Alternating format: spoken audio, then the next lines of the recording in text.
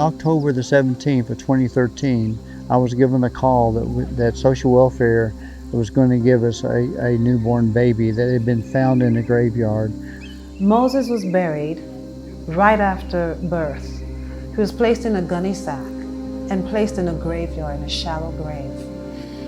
He was there for about 12 hours, the estimated time. A shepherd was walking through the graveyard where he was buried and heard the wails coming from the ground, but he couldn't find exactly where it was. A lady came to help him, and they soon found it was under the ground. When they dug him up, they found him in a gunny sack, a plastic bag wrapped around him. He had been there long enough where the sun was beginning to melt the plastic bag to his face. So the plastic bag, and he had the umbilical cord and the placenta was still on him. He was about 12 hours old. Took him to the hospital, and they cared for him, took all the sand out of his eyes, nose. I mean, any longer he would not have survived. Because he came from the ground, his name was called Moses because he was drawn up out of the ground. But Miracle Moses is his name. Moses is one of many of children that's been rescued. There's more orphans in the country of Tanzania than the population of Houston, Texas proper by itself. There's approximately 2.5 million orphans in the country of Tanzania. We've had children given to us that had burns all over them because they were abandoned to us with a stranger, and the stranger didn't want them, so the stranger threw boiling water on them. We have children that were thrown in toilets. We had 3 girls that were in the process of being sold to either be a wife or a prostitute. And so we have many, many stories. It's hard for maybe some of them to understand what it's like.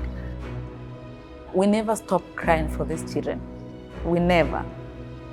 Because someone is praying, fasting to have a baby, they're infertility. They are praying, and it's happened to me. I'm a good example. I have 15 years praying for a child, even one, I have never get, and someone is throwing up. So,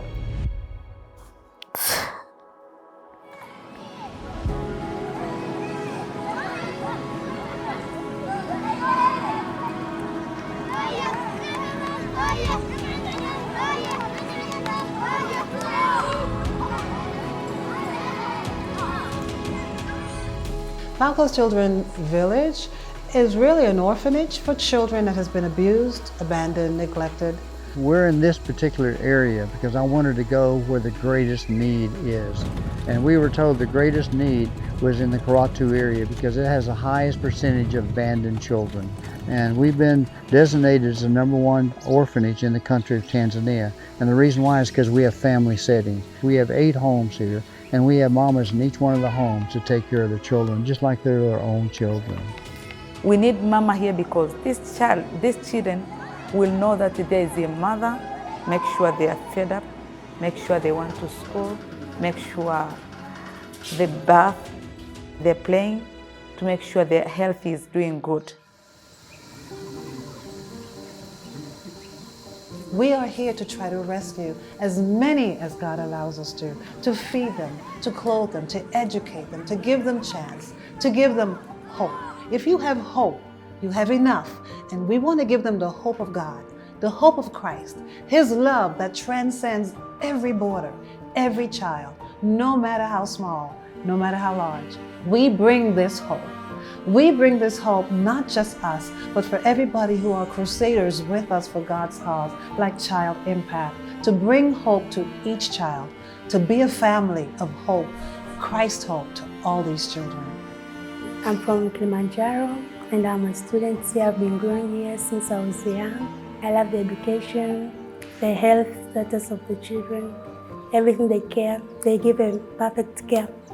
From even the one other children who get who are inside, are outside get it. So it's somehow different. It feels like home. Our #1 goal is for every single one of our children to become independent, be a great example for the Lord, and to take care of themselves when they leave this village. We don't want them to leave the village until we know they're independent and they can take care of themselves.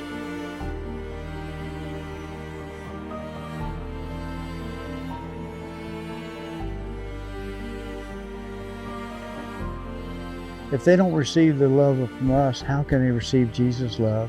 How do they know Jesus loves them if they don't understand how much we love them? Because we treat